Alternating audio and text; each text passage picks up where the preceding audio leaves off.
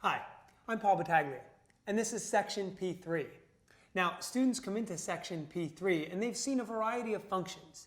They've dealt with transformations of functions and operations with functions.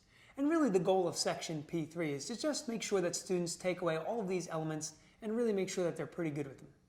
So the essential question we would like students to be able to answer at the end of Section P3 is, how do I find the domain and range of a function, and how do I use operations to simplify and combine functions?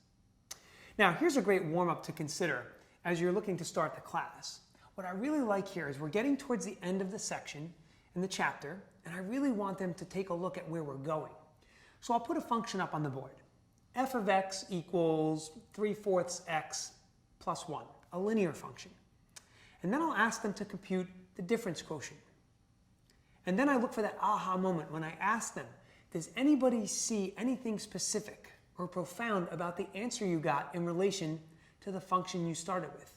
And hopefully they can make that connection that really all they wound up with was the slope of this line. So I'm kind of teasing the idea of a derivative here, but since we're dealing with functions at this point, I feel like it's appropriate. Now, students often make many mistakes simplifying this difference quotient. And what I've found to be helpful is actually using a little bit of a color-coded approach. So what I would do on the board, if I needed to, is everything that dealt with f of x plus delta x in the calculation, I would make one color. And then everything that dealt with f of x, that would be its own separate color. You would be amazed how this little thing actually highlights for students some of the mistakes that they're making.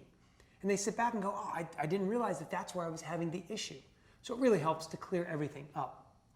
Now, when we talk about combining operations, it is important that students know how to do things such as composition.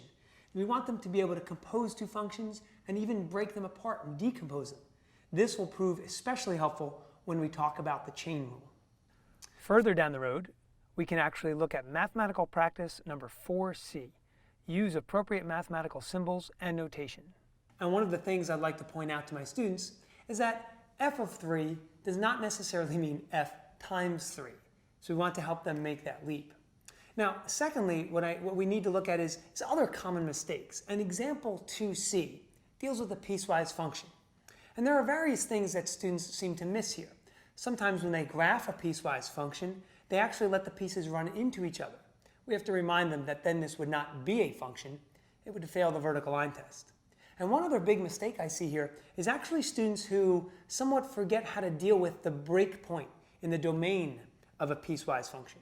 Which one is the open circle? Which one's the closed circle? Why they can't both be closed circles. Things of this nature, you might need to address this.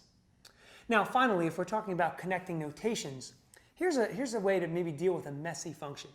As we go forward in the course, students are certainly going to see more complex things.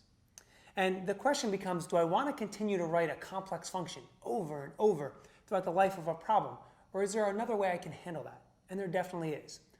All they have to do is preface that by saying, I'm going to let, let's say, h of x equal e to the x minus sine x over cosine x. Now once they've done that, they can feel free to use that h of x throughout the rest of that problem with no penalty. I hope you found these tips helpful, and I'm sure you'll find much success in Section P3.